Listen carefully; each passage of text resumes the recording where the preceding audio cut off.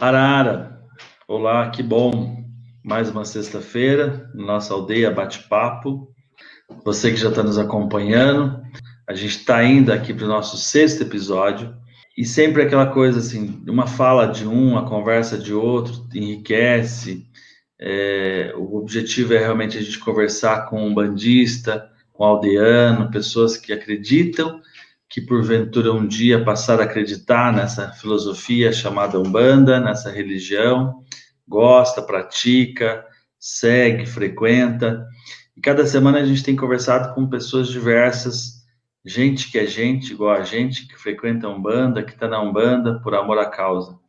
Hoje a gente vai aprender realmente bastante coisa com um rapaz, um jovem, que está na Umbanda há alguns anos, e a gente tem um prazer de estar com ele no nosso templo, no nosso terreiro, é sempre uma oportunidade de enriquecer, né, desde o nosso lado intelectual, acadêmico, aprender com ele, com a sua boa vontade, a sua humildade, e, e com certeza a fala e essa conversa com ele vai trazer muita sabedoria e entendimento, e muitas pessoas vão se encontrar.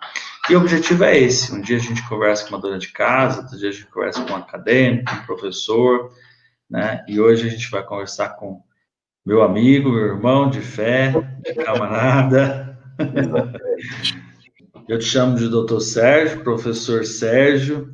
Quero que você fale de você. É difícil a gente falar da gente, às vezes, né? Por mais que você já está aí na área, comunicando com todo mundo. Quem és tu? Sim. Eu, na verdade, eu brinco que eu tenho as duas faces, né? Porque, assim, eu sou da área acadêmica, sou professor de faculdade, tenho pós-graduação, venho da área da saúde, né? Minha formação é como veterinário, mas eu sempre fiz questão de cultivar, na verdade, as pessoas, embora eu tenha titulação, tenha tudo isso, eu sou conhecido no meio acadêmico como Serginho, né? Na verdade, nunca gostei, na verdade, dessa coisa do status disso. Eu falo que eu estou veterinário, eu não sou, né? Porque assim, eu não sei porque eu fui em outros momentos, né? Então eu sempre falo assim, eu estou veterinário. E aí isso nunca pode ser uma soberba, né? Então, para mim sempre foi um prazer, e eu acho que a relação de intimidade nesse aspecto ela é muito importante. Para quem Tá. exerce a área da saúde, você está próximo é muito importante. E às vezes o status acaba distanciando muito. Usar o avental, mas ele usar ele realmente como proteção, né? Não como um escudo ali, como uma defesa, como uma separação, e só como uma proteção mesmo ali. E acho que isso é importante para mostrar quem você é, né? Então, o doutor Sérgio, professor, que é um camarada que já estudou bastante, se dedicou bastante, tem uma vasta experiência, traz conhecimento na tua essência, né?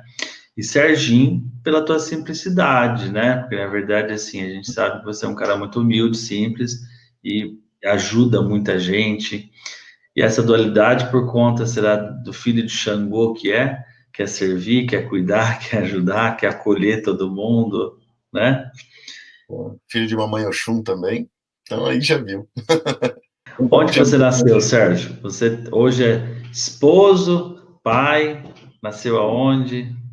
Eu, na verdade, assim, eu nasci aqui em Guarulhos, em São Paulo, mas sempre morei em São Paulo mesmo, né? Família de mineiro, então o povo veio para cá, Oh, né? Sou filho de pais muito humildes, que não tiveram condições de estudar, bacana. Meu pai entrou muito jovem, aquela pessoa que veio da roça, veio para São Paulo, veio brigar pelo seu espaço e criou muito bem 3 filhos, né? Então, assim, se você perguntar, minha principal referência de vida é meu pai, né? sim. Assim, com toda a simplicidade, diria, ele é o meu grande herói, porque O que você guarda do teu pai, além do que você já está falando, assim, o que você tem como referência de um pai para um filho, assim, dele?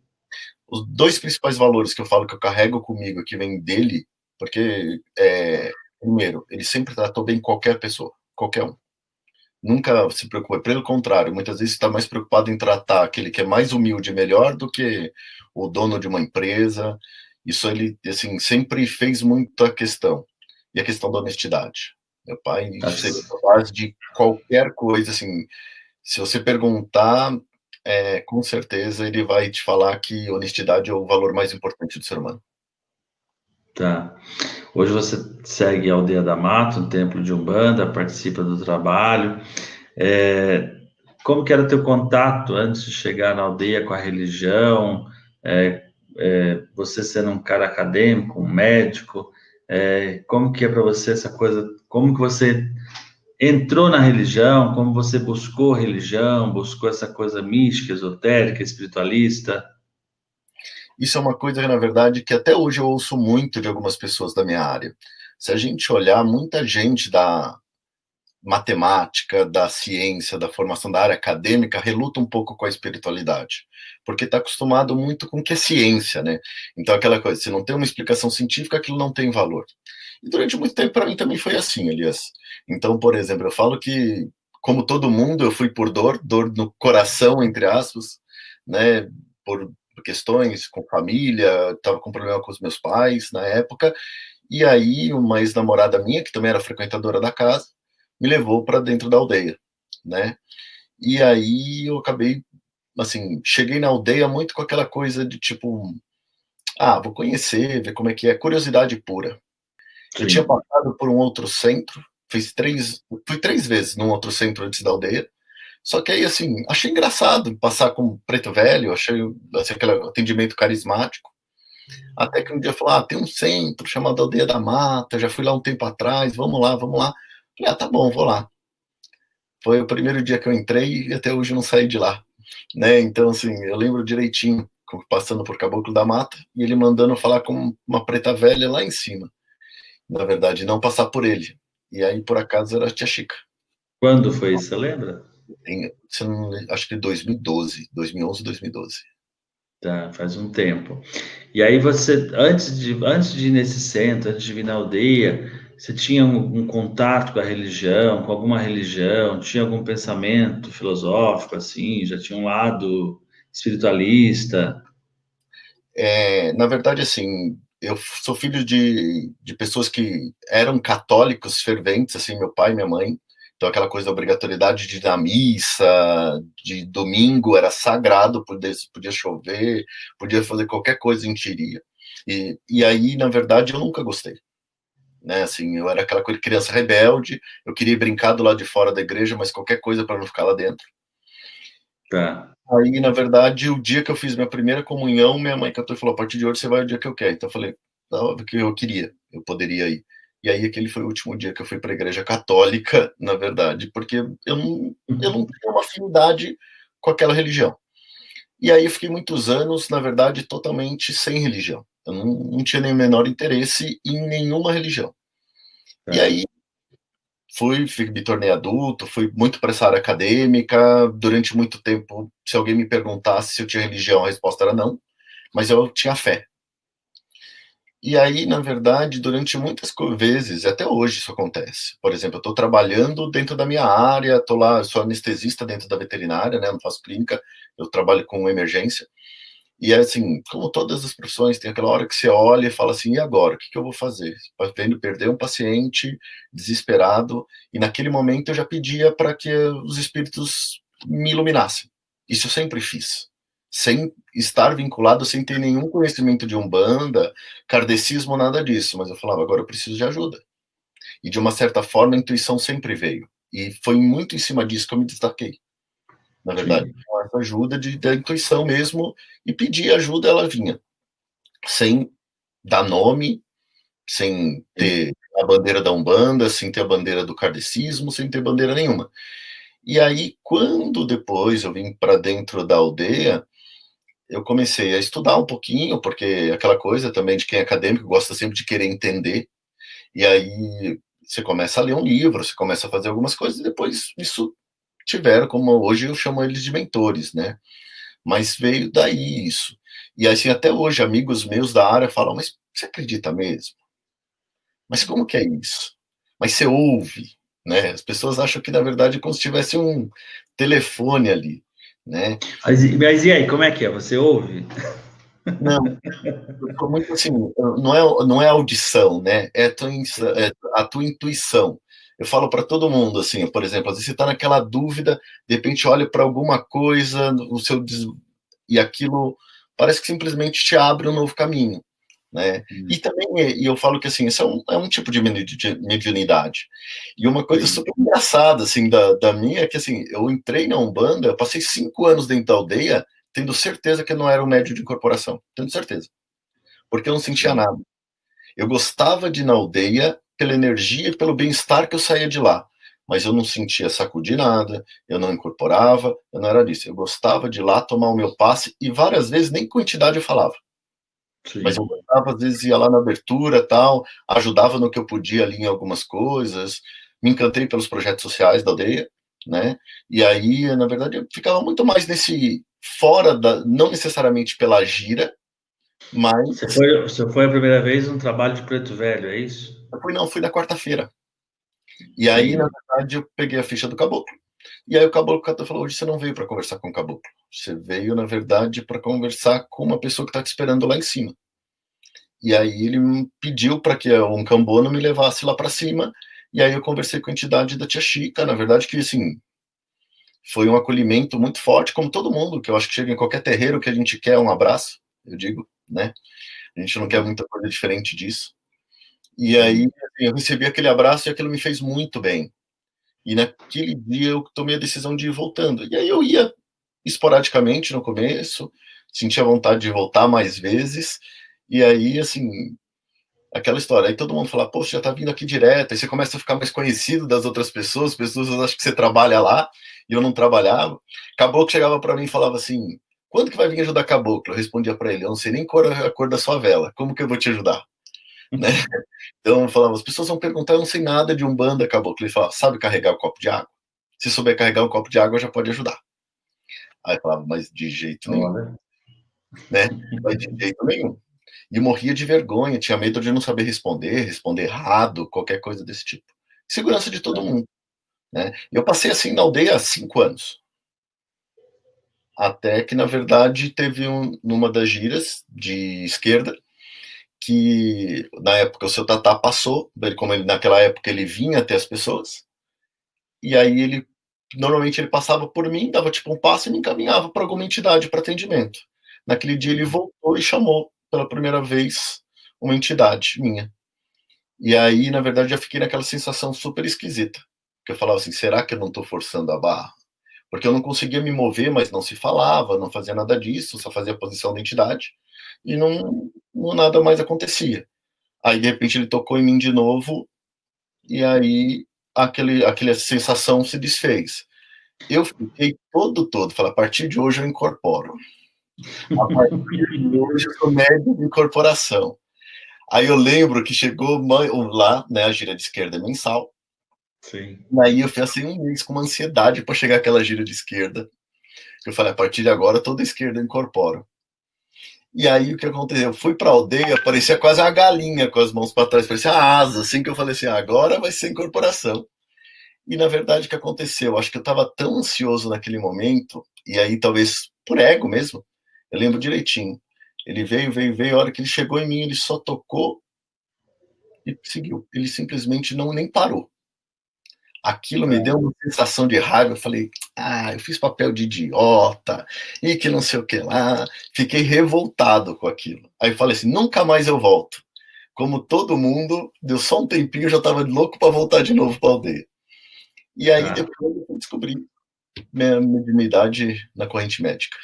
Dentro disso que você está falando, você está falando da incorporação, do sentir. O que você acha que é interessante para o médio, aquele que já está vindo no terreiro, aquele que já está indo? O que faz facilitar ele esse desenvolvimento, essa sensibilidade dele perceber? Você já falou um pouquinho da comunicação. A gente sabe que a comunicação é muito mais que telepática, não é uma coisa falada, dita, mas a gente percebe os sinais, os presságios, a intuição vem, e aí você vai, e aquilo ali, você sabe que é por ali, você sabe que esse é o sinal, você sabe que essa é a mensagem. O que te ajudou a chegar nesse nível, nesse entendimento, de você já conseguir incorporar uma entidade, você perceber que ali é a entidade, não é mais o Sérgio? Assim, minha história, assim, porque como eu passei por essa situação e aquilo não se tornou uma coisa constante, depois eu fui entender que se naquele momento eles ficassem chamando, talvez o ego ia tomar conta, essa vontade muito mais por curiosidade do que para ser caridoso com alguém, alguma coisa desse tipo, que é a verdadeira razão, né, objetivo, né, da incorporação, é a caridade. Eu fui me descobrir de novo lá na corrente médica, porque eu passei, na verdade, numa gira de caboclo, e aí na gira de caboclo falaram, olha, seu mentor é um médico, você precisa ir para a corrente médica. Eu falei assim, olha, eu não conheço ninguém da corrente médica. E aí, como que eu vou lá? Ah, vai lá, a hora que você encontrar alguém, você pergunta como você pode ajudar. Eu falei, mas que dia que é? Aí falaram para mim assim, na quinta-feira. Eu falei, sem chance. Eu, durante 10 anos, trabalhei todas as quintas-feiras à noite na universidade. Aí eu falei, então não dá, desculpa, e aquilo foi o motivo. Eu saí da aldeia, deu 2 dias, meu chefe me liga e falou, preciso te mudar de dia. Você vai sair de quinta-noite para quarta-noite. Eu falei, agora eu tenho que ir. 10 anos que eu trabalho toda quinta-feira à noite. E agora, quando fala que é a gira que eu preciso ir e tal, e eu dou toda a desculpa que não, eu vou na quinta-feira. Aí eu fui, cheguei lá, na verdade, aí encontrei um cambono, que hoje muita gente da casa conhece, o Silvio. Falei, Silvio, pediram para eu vir aqui perguntar como que eu podia ajudar, mas eu não incorporo, eu não faço nada, eu só vou ficar aqui, na verdade, ajudando. Se você quiser que eu carregue água, passe pano, sei lá, o que você quer que precisa fazer. Carregar fruta. Ele falou, de quinta não tem fruta. Eu falei, tá bom, então o que eu faço? Aí ele falou, vamos esperar, vim o responsável pelo trabalho e ele vai te dizer. E aí eu subi para a maca, na verdade, ele pediu para ficar de cambono na maca. Aí eu parecia um tonto, Elias, assim, é muito engraçado, porque assim, você não sabe o que fazer. Eu olhava assim, a pessoa do lado catava e colocava as mãos posicionadas. Eu copiava, só olhando assim para o lado e copiando. A pessoa invertia a mão, invertia também. Se a pessoa fosse buscar água para a entidade que estava lá, eu buscava para minha. Eu só copiava. Na verdade, depois eu fui entender que é todo um aprendizado que você precisa passar, porque você ouve muita coisa, você entende. Só que aí, com o tempo, na beirada da maca ali, eu comecei a perceber que em alguns momentos mudava, eu sentia algumas sensações. E aí, por exemplo, em alguns momentos o corpo mudava de posição, ou eu sentia uma vibração um pouco diferente. E aí, assim, por exemplo, começou a vir intuição sobre aquilo, eu falo assim, poxa, por que a entidade não fala tal coisa? E aí depois eu fui descobrir que eram as minhas começando a me ensinando a me orientar. E aí vem toda uma insegurança. Você fala, será que não é o conhecimento do Sérgio? Agora, essa tua defensiva, essa demora, às vezes, por você... Porque hoje a gente também sabe que para você sentir, se permitir ser abraçado espiritualmente pelas entidades, você tem que se despir de todo preconceito, todo dogma, de toda a razão e deixar a energia fluir. Esse é o fato, o primeiro passo. Sempre com muita coerência, sempre com muita ética, com muito respeito, com muita sabedoria, com muita verdade no que a gente está fazendo, mas é preciso simplicidade e realmente se abrir para a coisa. Essa demora para você, de repente, se tornar um médio de incorporação, já essa conexão que você tem hoje, que as suas entidades fazem maravilhas no terreiro, e você acha que isso também é fruto um pouco do teu lado racional, do teu lado acadêmico, que ajudou a bloquear a coisa de querer a lógica? Exatamente. Eu queria que falasse assim, eu não posso, na minha área é muito difícil a dúvida, né? Por exemplo, que lida com emergência, aquela coisa, sempre existe o protocolo que a ciência estabeleceu como mais seguro, mais adequado. A gente fala muito em porcentagem, 70% de danos. Na espiritualidade não tem nada disso, né? E aí, na verdade, se você perguntar como que eu me descobri que de repente não era eu fazendo aquilo, é quando o subjetivo passou a ter muito valor, é quando de repente convicções que o Sérgio tem, a entidade não usava aquilo, ela falava pelas convicções dela, então, de repente, coisas que eu falava, eu jamais teria essa opinião, o Sérgio não tem essa opinião, mas é aquilo que a pessoa ouvia. E aí, de vez em quando, dava vontade de bloquear, porque você fala assim, meu, isso não é a opinião. Mas a hora que você ganha um pouco de experiência, se assim que a entidade está indo, ela tem o porquê dela. E lá na frente, você aprende também que você tinha que ouvir aquilo, né? Enquanto Sim. você é consciente, isso vai. E depois, assim, com a experiência, você perde, pelo menos, tirando uma entidade minha, que eu não sei por que só uma, tá? Não tem uma explicação para isso, que eu sou totalmente inconsciente. Todas as outras, na verdade, eu tenho um grau de consciência. Uhum. E aí, na verdade, então, assim, muito do que é atendido, às vezes nem sempre é a opinião do Sérgio. Como que é isso para você? Porque sendo você um cara da saúde, e aí você trabalhar na quinta-feira, que a maioria das pessoas que frequentam o terreiro, elas estão precisando de saúde, estão buscando cura, né? Tem que ter ali uma pureza e deixar a coisa fluir realmente, né? As entidades usam meu conhecimento técnico, assim, e Isso. talvez que exista justamente eu seja o cavalo dessas entidades, porque eles precisam de algum conhecimento. Isso também é uma coisa que eu aprendi. Então não é feio eu usar um conhecimento que eu adquiri nessa, ou que eu resgatei de outra encarnação nessa, para ajudar naquele atendimento. A única coisa é que eu preciso entender que eu não vou usar as ferramentas que eu uso no hospital, né? Então, assim, eu não vou ter o remédio físico, material. Outra coisa que eu aprendi também com o tempo é que a gente, como médium ali, muitas vezes o que a gente faz é permitir que a pessoa abra o caminho para a espiritualidade atuar, né? A cirurgia espiritual, por exemplo, muitas vezes a gente acha a entidade operou, mas normalmente, muitas vezes você trabalha com a fé da pessoa. Ela precisa sair dali acreditando naquilo, e se ela acreditar de fato, a cirurgia aconteceu. Independente É, do movimento que o médium fez. Se ele girou a mão de um jeito, se ele girou a mão do outro e tal, não é isso.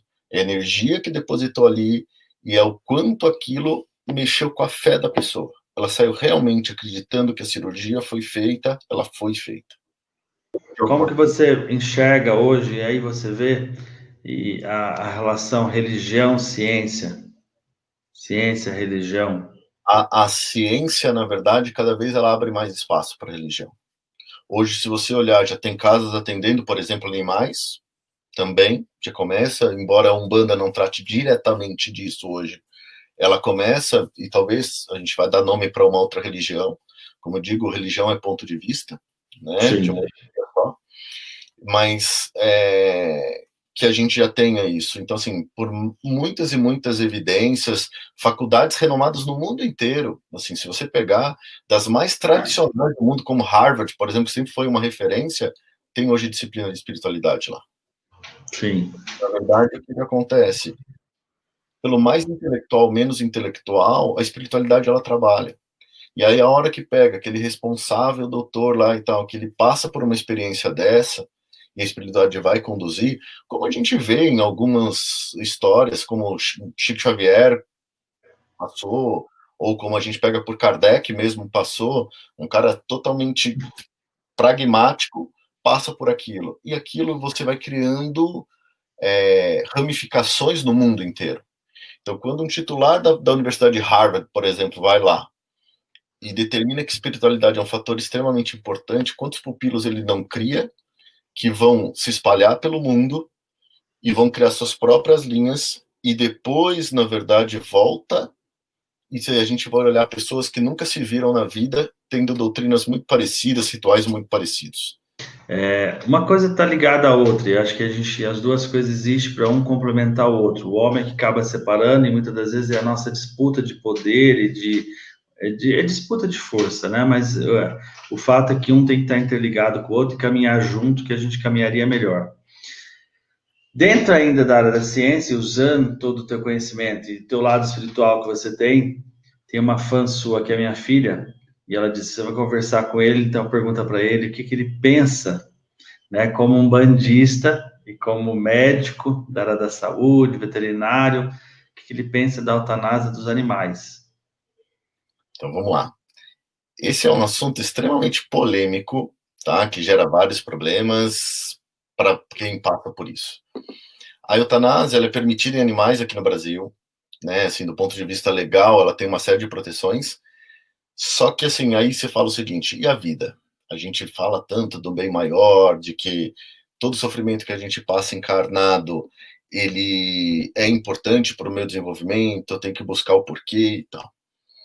Nos animais eu entendo isso um pouquinho diferente, Elias, porque assim, o animal não entende o processo da doença. Ele vai sentir o sofrimento, a gente pode dizer que isso inclui ou não inclui algumas coisas. Se você perguntar se ele sabe que ele está doente, sim. Se ele sabe, por exemplo, assim, ele sente aquilo, se ele tem as emoções, tudo isso ele tem. Mas, por exemplo, ele não entende um processo. né? Assim, a gente tem várias comprovações de que o processo ele não entende. Então, por exemplo, quando um ser humano está lá numa doença, num sofrimento grande, ele está refletindo sobre aquilo que ele deixou de fazer, ele está pensando, de repente, para quem, né, em pontos falhos dessa encarnação dele, que vai ser importante para a evolução, e ele tem que passar por aquilo. É O um animal aprendizado para ele e para a família, né? é, Né? Nesse mesmo sentido, o animal ele sente também, né? E principalmente o animal que viveu anos com a gente, com a família, está ali 15 anos, às vezes 20 anos num lar, né? E a gente tem agora pela internet vários depoimentos, às vezes um animal que está sofrendo, um outro vem pedir socorro para o humano. Tem vários relatos desses, a gente buscar na internet, de pinguim que foi até ao submerso para socorro, pedir ajuda, aí quando o mergulhador desceu, lá embaixo tinha um pinguim preso, é, lá embaixo na rede, né? Você viu esse caso, tá? é de um golfinho, na verdade, que houve, de O golfinho, perdão, é isso mesmo. um mergulhador super famoso. Assim, É. tudo existe. Eu falo para todo mundo, assim, os animais, eles também têm a missão deles, né? Assim, pelo menos é isso que eu acredito. E, por exemplo, eu não acho que é muito diferente aquela pessoa que abandona completamente a dor animal ou se torna indiferente a ela, vai ser muito diferente com outro ser humano. Se você consegue ser indiferente, eu dou um exemplo, por exemplo, na universidade. Eu raramente me importo muito com o erro técnico de um aprendiz meu. Se ele tomou uma decisão errada num tratamento, por exemplo, eu vou arrumar e ele vai tomar pouquíssima bronca se ele fez o melhor dele, né? Mas, por exemplo, quando eu vejo alguém num pós-operatório que vê um animal com dor e aquilo não incomoda, ou com frio acordando de uma cirurgia, e aquilo não incomoda, isso é muito ruim, né? Sim. E aí tem várias questões que a gente pode trabalhar. Então, assim, quando aquele animal está com sofrimento na sua casa, eu entendo que aquele espírito, ele se permitiu passar por aquilo, mas para nossa evolução, e não para dele. E aí, dentro do que a gente acredita, vamos conversar, vamos fazer uma oração, vamos fazer uma reza, né? Para Oxós, para os caboclos que protege, a mãe natureza, pedir. Eu tenho uma experiência de um animal meu que estava doente e realmente eu fiz uma oração e eu benzi ele, um gato. E quando ele chegou na mesa da veterinária, ela disse: ele vai ter que realmente, não tem mais o que fazer. E aí, quando ela disse, ele morreu na frente dela. Não precisou fazer nada.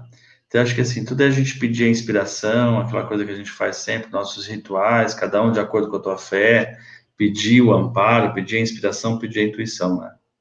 Eu já vivenciei situações em tratamentos que, por exemplo, eu juraria que o animal não teria a menor probabilidade e pedir mesmo que a espiritualidade cuidasse, porque a partir dali, tecnicamente, não tinha o que fazer. E situações que deveriam ter grandes complicações não tiveram. É aquela história que a gente sempre ouve das entidades, né?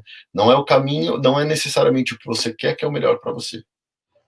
Nesse período de isolamento, o que o Sérgio tem feito como rito para fortalecer, uma vez que toda quinta-feira ele estava lá, o que você tem feito como rito de fé para fortalecer e manter essa chama acesa? Então, assim, algumas coisas não necessariamente relacionadas, às vezes, a gira, a nada disso, né? Assim, às vezes acende a vela de alguma entidade quando a intuição pede, alguma coisa, isso sim. Mas, por exemplo, aqui na minha casa, com Etienne, com Gui, é sagrado. Todo domingo, às 10 horas da noite, a gente faz Evangelho do Lar, a gente faz um copinho de água, todo mundo ali junto, independente do que esteja fazendo. Vai parar naquele momento, vai pedir para que os guias atuem, sem corporação, sem nada disso, mas simplesmente como o nosso ritual de fé de família mesmo, né? Acreditando na palavra maior, assim, se dois estiverem lá pedindo em nome dele, ele estará presente, né? Então a gente acredita muito nisso aqui em casa, fica mais fácil numa situação dessa. Todo mundo que por aqui tem passado tem contado uma história inusitada, algum fato, alguma curiosidade. Nesses quase 10 anos de aldeia, até um pouquinho mais, o que aconteceu no terreiro de inusitado? Tem uma, sei lá, alguma história, alguma flechada que você não esperava, algum cachimbo queimar? Se você perguntar das situações que eu acho mais engraçadas que eu passei dentro da aldeia, foi realmente, por exemplo, de cambono, de entidade, precisar ajudar alguém ali, por exemplo, pessoa totalmente sem memória. não lembrava de absolutamente nada. E aí, assim, terminou a gira, e a gente, o que a gente vai fazer com essa pessoa que tá em amnésia? A gente vai chamar quem, né? Vai levar para algum lugar? O que a gente vai fazer e tal, não sei o quê. Não tem o que fazer com a pessoa. E aí a gente ali naquela situação e tal, de repente passou um rapaz na rua, para cima, para baixo, olhou. Fiquei meio assim, né? Eu falei, você conhece ela? Eu acho que eu conheço. Eu acho que ela é minha vizinha. Rapaz na rua, assim. Aí pegou, falei, olha, você tem como entrar em contato com algum parente dela pra gente ver isso e tal? Não, eu levo ela. Falei, não, vai levar ela, não vai, não posso entregar alguém sem memória na mão de uma pessoa que falou que conheceu ela por ser vizinha, né? Aí vai. Quando a pessoa chega para buscar, a pessoa fala, não é essa. Não é a pessoa que eu tô procurando. Eu falei, meu Deus do céu. E a outra moça correndo do outro lado da avenida. Então é aquela lá, ó. Sai o Serginho correndo para descer a Rua de Ramos, atrás da pessoa que desceu do outro lado. Eu falei pro cara, segura a moça aí. E aí sai correndo, não sei o que, pegamos a moça lá embaixo. Aí subimos com a moça, tal, não sei o que, eu conheço. Aí a moça chega, ela fala assim, eu também conheço ela é minha irmã. Aí coloquei todo mundo dentro do carro e tô andando em São Paulo. Aí assim, aonde você mora? Moro em tal lugar. Aí chega naquele lugar, não é aqui não. Eu acho que eu andei por metade de São Paulo, Elias, naquele dia. De repente a pessoa morava a 3 quadras da aldeia. Volta de novo e deixa lá a pessoa. Na outra semana a pessoa veio na aldeia de novo, na gira de Preto Velho, segunda tarde. Chega e fala assim: o senhor não me é estranho. A gente já foi namorado? Uma mensagem final sua. Olha, se eu puder falar alguma coisa, primeiro, assim, para ter muita paciência. Eu acho que, assim, e ouvir o coração mesmo, né? Assim, não chega a conclusões pela primeira impressão, não vá, assim, se a curiosidade bater, vai, lógico, como eu fui, mas aquilo, sinta o que a aldeia te dá. E ela não é, na verdade, ela não vai te dar, de repente, o coração partido, não é isso que ela vai te dar, na verdade, de volta. Mas ela tem um poder dentro da Umbanda que é sentir essa energia, o que é aquilo que me fez bem. Como eu falava assim, eu gostava de ir lá sem incorporar, sem falar com entidade, sem fazer nada disso. E um recado que eu acho que eu gosto sempre de dar para quem está lá dentro, né? Quem chega está buscando um abraço. Eu sempre falo isso. E esse abraço não é físico, ele é espiritual. Então, às vezes, aquela pessoa que chega no primeiro dia, se ela encontrar um sorriso na porta e um abraço no terreiro, ela foi atendida por todas as entidades da Umbanda. E hoje a gente não pode abraçar fisicamente, mas a gente pode abraçar com os olhos, né? Exatamente. Às vezes um sorriso faz tão bem. Quantas histórias em algum lugar, alguém de cara feia, a gente já fica todo receoso. Às vezes você encontra um sorriso amigável ali, faz toda a diferença na nossa vida. Muito obrigado pelo teu carinho, pela tua presença. Eu acho que eu posso dizer isso, é um esforço. Esse rapaz trabalha bastante, a gente trabalha bastante. Agora já passou da 0 hora para a gente poder fazer esse bate-papo. Eu agradeço você ter tirado um tempinho e se dedicado para a gente poder estar falando. Isso é empenho, é dedicação, é Umbanda, é isso, é dedicação, é servir, e a gente serve por amor, por vontade e por acreditar nesse ideal. Que Oxalá continue te abençoando cada vez mais, o Xangô te dando cada vez mais equilíbrio, tá bom? Um grande abraço. Foi isso. É sempre uma lição, sempre uma conversa. Você que não adicionou ainda o nosso canal, entra aí, adicione o canal da Aldeia da Mata, adicione o sininho, e aí você vai sempre receber a mensagem quando tiver uma nova conversa, um novo bate-papo. Se inscreva no canal. Valeu, até a próxima sexta-feira. Para você que acredita, para você que já acredita, para você que um dia vai acreditar mais ainda e ter cada vez mais fé. Arara.